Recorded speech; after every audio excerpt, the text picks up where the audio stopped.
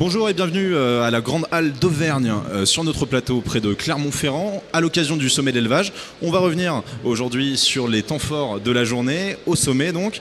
Comme tous les jours et comme tous les ans, les concours bovins, équins et ovins ont eu lieu. Et petite particularité, on a eu cet après-midi une présentation du travail des chiens de troupeaux ovins. Donc voilà, une présentation qui sort un petit peu de l'ordinaire. Aussi, aujourd'hui, l'Afrique était à l'honneur au sommet de l'élevage avec le Sommet Afrique en partenariat avec les délégations de nombreux pays comme le Sénégal, le Nigeria, la Tunisie, le Cameroun ou encore l'Afrique du Sud et l'Algérie, donc pour une coopération d'agriculture même avec les pays du continent africain. Et bien sûr, le sujet brûlant du jour, c'était le CETA. Il y a eu une conférence ce matin à partir de 9h30 avec plusieurs députés de tous bords. François Ruffin pour la France Insoumise, André Chassaigne pour le Parti communiste français. Ça c'est pour le clan des Antilles. Et dans le clan des pro-CETA, il y avait Roland Lescure et Jean-Baptiste Moreau, tous les deux de la majorité de La République En Marche. Et ces deux derniers ont été contraints de quitter le sommet à la fin de leur conférence. Ils ont été quelque peu chahutés par les jeunes agriculteurs que nous avons reçus plus tôt dans la journée. Le député de la Creuse, Jean-Baptiste Moreau, a répondu à notre sollicitation et tenait à déclarer qu'il regrette que la profession agricole soit représentée par certains professionnels syndicaux irresponsables qui mentent aux agriculteurs depuis des années en leur faisant croire que des réponses simplistes peuvent être apportées à des problèmes complexes. Certains syndicats sont touchés par cette démagogie populiste selon lui. Voilà, c'était tout pour les actualités du jour. Aujourd'hui, autour de la table, je suis accompagné de Monsieur Didier Champommier, qui est responsable développement Boiron. Bonjour. Bonjour. Et de Didier Hérault, qui est vétérinaire. Bonjour. Bonjour. Et je suis également avec Hervé Prononce. Hervé Prononce, bonjour. Vous êtes maire de Sandre, vous êtes également président UDI du Puy-de-Dôme et vice-président de Clermont-Auvergne Métropole. Bonjour, Hervé Prononce. Bonjour. Alors, on va d'abord parler de Boiron. Boiron, vous êtes présent au sommet de l'élevage depuis maintenant plusieurs années. Boiron, on connaît le laboratoire français, bien sûr, pour l'homéopathie pour les humains, mais vous faites aussi de l'homéopathie animale. Qu'est-ce que c'est, Didier ?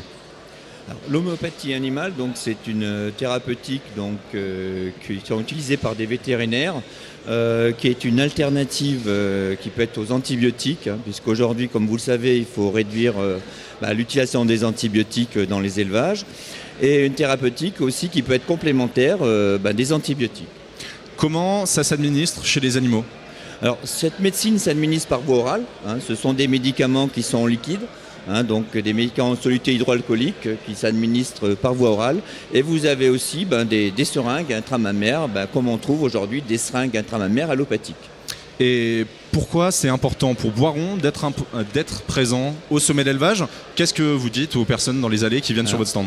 C'est important d'être présent au sommet d'élevage parce qu'aujourd'hui on a beaucoup d'éleveurs qui cherchent des alternatives. Qui viennent nous voir au salon pour mieux connaître nos médicaments, puisqu'on a des médicaments pour le soin des animaux, c'est bien autour de la lactation, autour de la reproduction et autour des traumatismes. Et donc ces éleveurs sont un petit peu démunis de médicaments, parce que l'homéopathie vétérinaire, ce sont des médicaments avec AMM qui sont distribués bien sûr par les vétérinaires.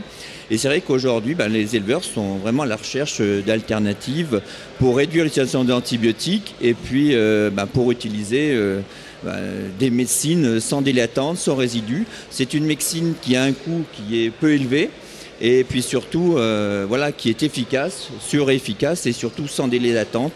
C'est-à-dire que pour des éleveurs qui utilisent l'homéopathie en élevage laitier sur des problèmes de mammites, ils n'ont pas jeté le lait. Donc pour eux, c'est un moindre coût, contrairement à des antibiotiques où il y a un délai d'attente et ils sont obligés de jeter le lait. Alors vous parliez du prix qui est peu élevé. Ça se chiffre autour de combien ? Tout dépend si vous êtes sur du traumatisme ou sur des problèmes, autour de la lactation. On peut avoir des coûts par élevage qui peuvent être de 5 € sur des médicaments autour de la reproduction pour avoir de meilleures délivrances, de meilleures inséminations après artificielles suite à un traitement homéopathique. Donc ce sont vraiment des coûts qui sont beaucoup moins élevés que de l'allopathie.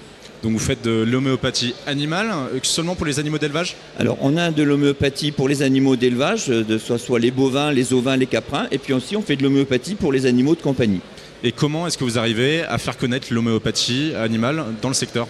Alors, l'homéopathie animale, comment on arrive à la faire connaître? C'est-à-dire qu'aujourd'hui, Boiron a une force de vente, donc il va visiter les cabinets vétérinaires aussi bien canins que ruraux, et on leur présente notre gamme, et c'est les vétérinaires qui prescrivent de l'homéopathie auprès des animaux de compagnie comme auprès des animaux d'élevage, aussi bien les bovins, les ovins, les caprins.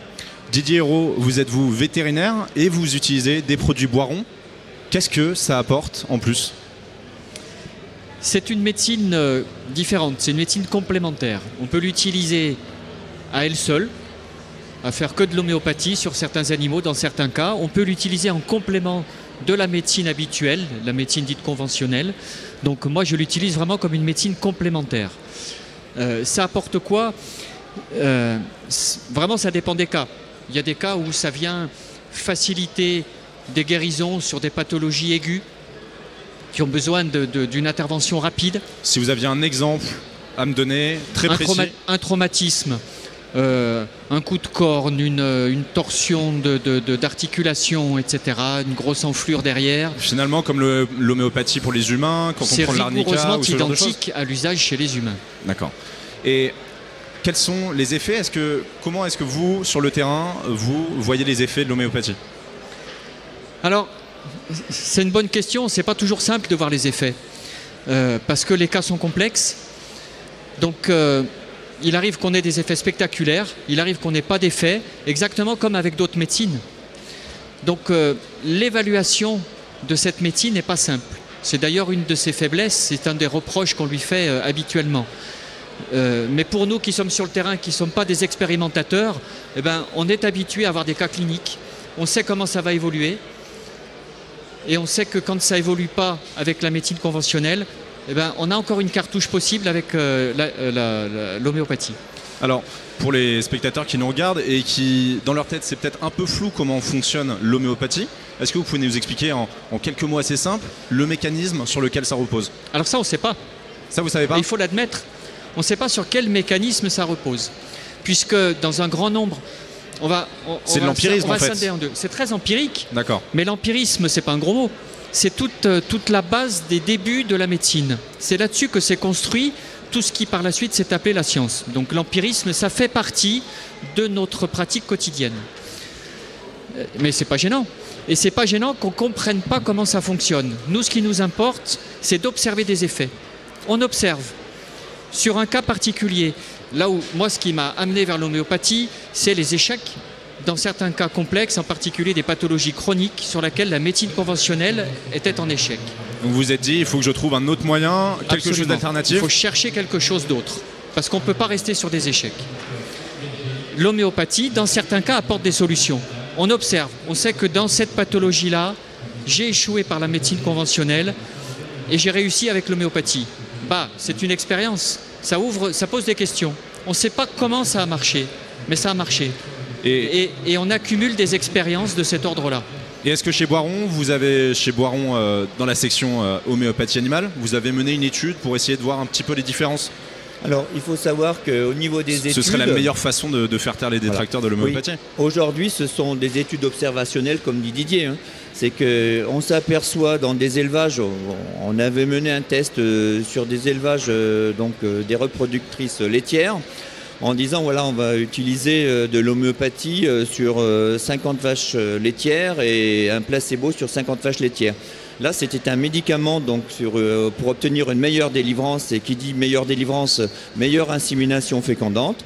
Mais il s'est avéré que dans cette étude observationnelle, on a observé que sur les vaches laitières qui avaient donc de l'homéopathie, puisque les autres c'était un placebo, mais elles ne savaient pas qu'elles avaient un placebo et les autres de l'homéopathie, et bien ces vaches-là, on avait obtenu une meilleure insémination artificielle. Il y a eu un gain d'intervalle vélage de l'ordre de 3 semaines sur des animaux qui avaient utilisé de l'homéopathie au moment de la délivrance, au moment du vélage, derrière le vélage. Et si on a envie de vous retrouver au salon ou alors d'avoir de l'homéopathie pour ces bêtes, comment est-ce qu'on peut faire? Comment est-ce qu'on peut contacter un vétérinaire et être sûr qu'il utilise ces méthodes? Alors, si les éleveurs veulent utiliser de l'homéopathie, le plus simple, c'est qu'ils ont quand même un vétérinaire qui suit leur élevage, qui fait des bilans sanitaires. Et aujourd'hui, on a quand même quelques vétérinaires, et de plus en plus, qui préconisent dans leur bilan sanitaire d'utiliser de l'homéopathie, soit pour les premiers signes, hein, bien sûr, quelquefois c'est utilisé en première intention, ou ça peut être aussi utilisé en complémentarité d'antibiotiques. Merci beaucoup Didier Champommier et Didier Hérault. Maintenant, on va passer à vous, Hervé Prononce.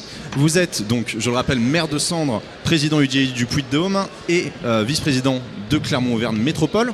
Qu'est-ce que vous faites aujourd'hui au sommet de l'élevage? D'abord, je viens à la rencontre des agriculteurs, de mes collègues, et puis j'essaye de discuter avec eux, puisque vous savez que l'actualité du monde agricole est assez compliquée actuellement. Puisque vous êtes vous-même agriculteur, céréalier? Oui, je suis céréalier, effectivement. Je suis le seul élu de la métropole. La métropole, c'est 21 communes et 300 000 habitants. Et je suis le seul élu agriculteur. Donc je suis venu aujourd'hui simplement pour essayer de comprendre aussi quelles sont les problématiques qui amènent beaucoup de divergences entre le monde agricole et le monde urbain ou périurbain. Vous savez qu'on a une actualité très forte sur les fameuses ZNT, les zones non traitées. Et donc c'est vrai que moi, en tant qu'agriculteur et maire d'une commune, il faut que j'essaye de trouver des solutions ou proposer des solutions à mes collègues maires pour essayer justement de réconcilier l'urbain et le monde agricole. C'est pas évident. Alors c'est quoi votre position personnelle sur les ZNT et est-ce qu'elle diffère de celle de l'UDI? Écoutez, déjà, en matière de ZNT, la première des positions que nous avons, c'est de ne pas valider du tout le fait que certains de mes collègues maires prennent des arrêtés qui sont illégaux. On est les représentants de l'État, on est les représentants justement d'une république. Prendre un arrêté qui est illégal me paraît à moi et à ma famille politique quelque chose qui n'est pas raisonnable. En second lieu, ce qu'il faut toujours, c'est comprendre pourquoi aujourd'hui on a une société qui d'un seul coup s'arc-boute contre ces fameux produits phytosanitaires. Donc il faut essayer qu'on trouve des solutions. Et une des solutions qu'on propose par exemple, c'est certes une zone non traitée, mais qui soit raisonnable en matière de distance. 5 mètres ou 10 mètres peuvent être une solution aujourd'hui. Et introduire sur ces zones non traitées des cultures mellifères ou des jachères fleuries pour essayer de ne pas avoir une jachère toute simple avec de la mauvaise herbe à côté des maisons et qui viennent polluer aussi de nos cultures, parce que si on n'entretient pas cette bande enherbée ou cette bande de jachère, eh bien on aura des mauvaises graines et ça obligera l'agriculteur à traiter un peu plus, ce qui est idiot. Et j'imagine dans votre commune et dans la métropole de Clermont-Ferrand en général, vous devez souvent faire face à ces problématiques de champs près des habitations. Et ce problème, vous avez des plaintes régulièrement par rapport à ce problème? On n'a pas des plaintes, mais on a aujourd'hui donc des personnes qui se promènent dans les champs, dans les chemins exactement, et qui lorsque on sort le pulvérisateur se mettent à se boucher le nez ou à courir comme si c'était quelque chose qui allait les tuer du jour au lendemain. Il faut qu'on respecte tout le monde. Bien sûr que les agriculteurs... Ça peut être une précaution quand même de faire ça quand il y a une dispersion de produits. Même quand on met de l'engrais liquide, de l'engrais est inoffensif, les personnes qui se promènent dans les chemins ne savent pas que c'est de l'engrais et considèrent que c'est un produit phytosanitaire dangereux et que ça va les faire mourir. Donc il faut à la fois qu'on trouve des solutions pour réconcilier le périurbain et réconcilier l'agriculteur, parce que l'agriculture doit vivre. L'agriculteur nourrit la France aujourd'hui. On est l'un des pays, et le ministre de l'Agriculture le redit aussi assez souvent, qui est le plus vertueux dans le monde en matière de protection de l'environnement. Et aujourd'hui, on a une espèce d'hystérisation qui fait en sorte que à la fois l'agriculture est montrée du doigt, on a de l'agribashing qui est aujourd'hui quotidien et qui rend véritablement beaucoup de mes collègues malheureux. Et ça, c'est dommage. On a bien compris votre position sur les ZNT. Autre sujet dont on a parlé juste avant, c'est le CETA qui est beaucoup discuté au sommet de l'élevage. C'est quoi votre position sur ce traité tellement décrié ? Écoutez, on a effectivement deux positions. Le gouvernement est très favorable à cela, même si c'était le gouvernement Hollande qui avait commencé à négocier. Aujourd'hui, donc, le gouvernement, sous la responsabilité d'Emmanuel Macron, est favorable. On a d'un autre côté un monde agricole avec les jeunes agriculteurs qui sont nos voisins et que je salue, qui sont très remontés contre ce traité-là.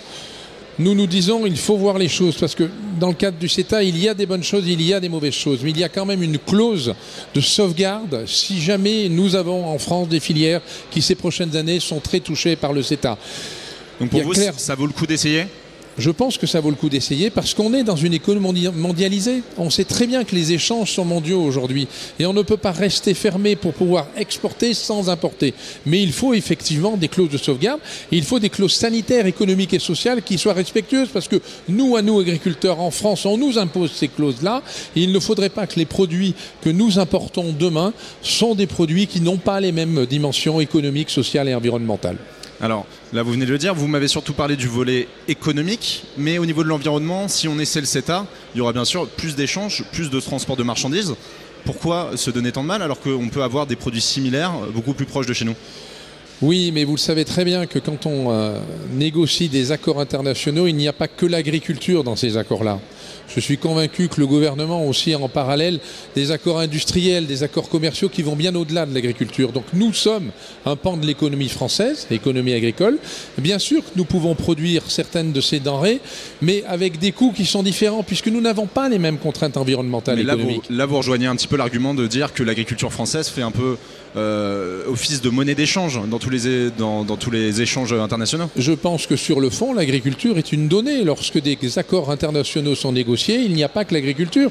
Il y a l'industrie, il y a l'automobile, il y a les produits pharmaceutiques, il y a beaucoup d'autres choses. Donc, vous n'êtes pas, comme certains le voudraient, favorable à ce que l'agriculture soit considérée comme un domaine à part et non pas comme une marchandise comme les autres ? En tant qu'agriculteur, je suis très favorable au fait de dire que l'agriculture doit être un domaine à part. Mais en tant que responsable politique, il ne faut pas être angélique. On sait très bien qu'il y a d'autres enjeux que l'agriculture.